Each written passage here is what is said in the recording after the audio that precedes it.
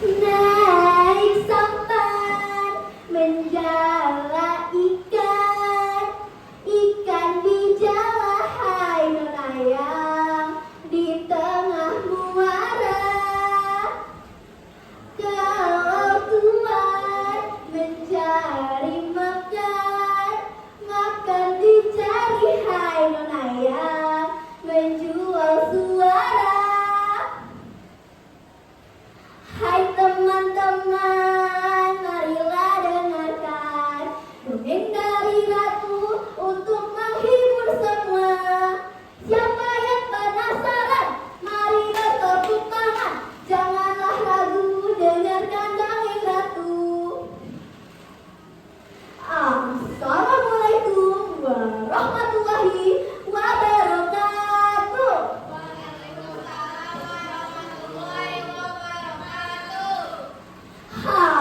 Dewan juri dan teman-teman semua, perkenalkan, nama saya Ratu Zahra dari SDN Sudimara 1 Polio Ciledug.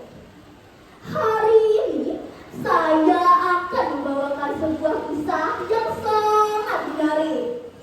Kisah ini bercerita tentang seorang putri yang tiba-tiba berubah menjadi seekor naga. Dongeng ini dibuat oleh ibu guru saya, yaitu Ibu Anissa Ristu Amalia. Penasaran dengan kisahnya?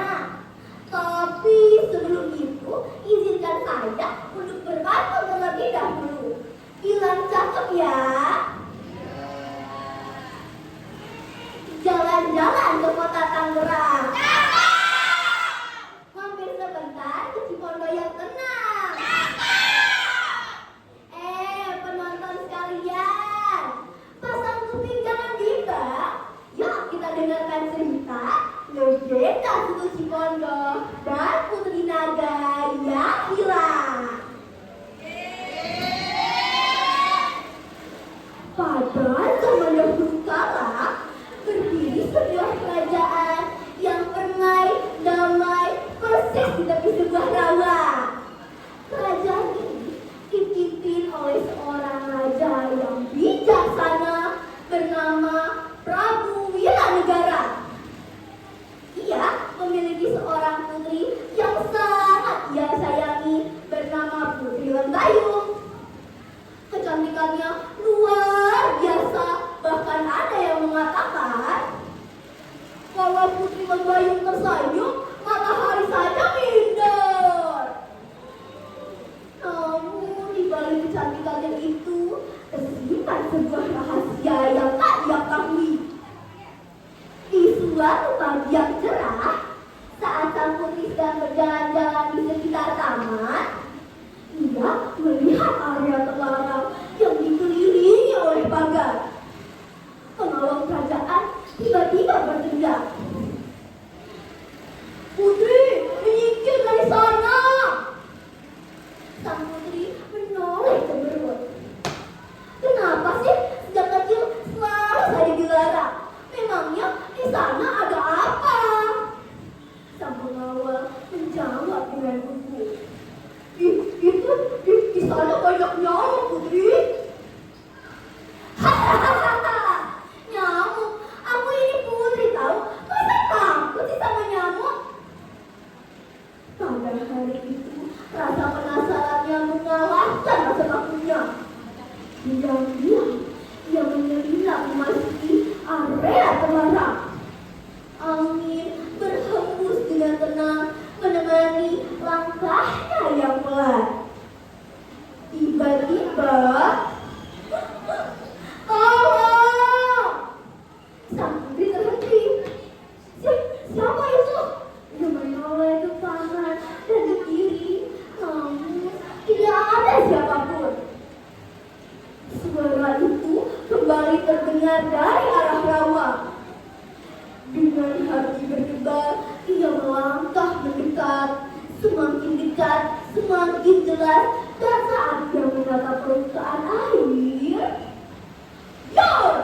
Air bergejolak hebat, angin berhembus dengan kencang, langit pun berubah gelap. Apa ini? Tubuhku panas.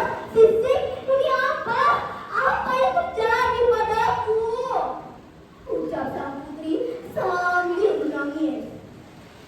Tiba-tiba tubuh sang putri berubah membesar menjadi seekor naga emas raksasa.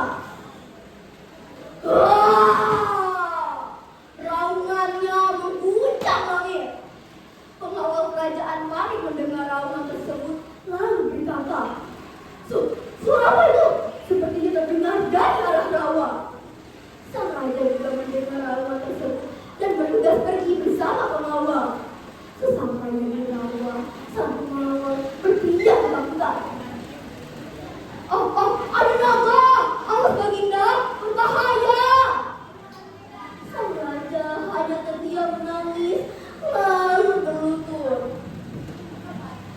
Maafkan ayah, nak. Ayah tidak menyangka kutukan ini bisa terjadi. Ucap sang raja. Ayah, apa yang terjadi padaku? Mengapa aku berubah menjadi seekor naga? Aku takut, ayah. Sang raja berkata, sejak kau lahir, kau telah dikutuk oleh penjaga air. Jika kau mendekati rawa, maka kutukan itu akan terjadi. Itulah sebabnya area ini terlarang, agar kau tidak bisa mendekati rawa, nak.